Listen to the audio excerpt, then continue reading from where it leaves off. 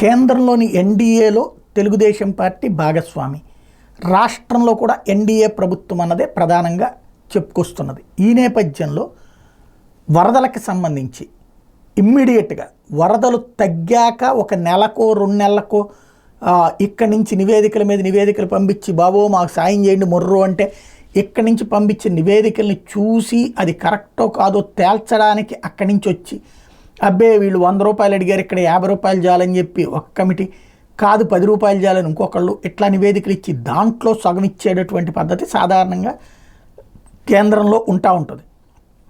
మోడీ ప్రభుత్వం అందులో సగం రెక్టిఫై చేసింది, కానీ సగం సైకలాజికల్గా ఉండే అధికారుల మనస్తత్వాలు అట్లాగే ఉంటాయి.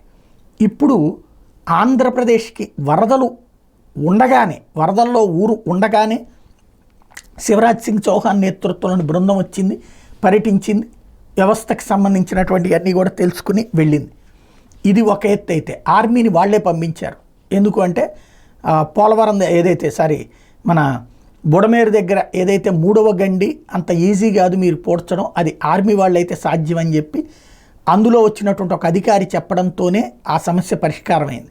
ఆర్మీని అర్జెంటుగా రంగంలోకి దించారు వెంటనే మాట్లాడటంతో. అది ఇక్కడ కీలకమైనటువంటి అంశం. ఇప్పుడు ఇలాంటి ప్రయోజనం తెలంగాణకు కూడా ఉపయోగపడింది. ఎందుకని అంటే పక్కనే ఉన్నది కాబట్టి, ఇప్పుడు ఆంధ్రాకి ఎట్లాగ వచ్చారు కాబట్టి వెంటనే తెలంగాణకు కూడా కేంద్ర బృందం వచ్చేసి చకచకా పరిశీలించి వెళ్ళింది.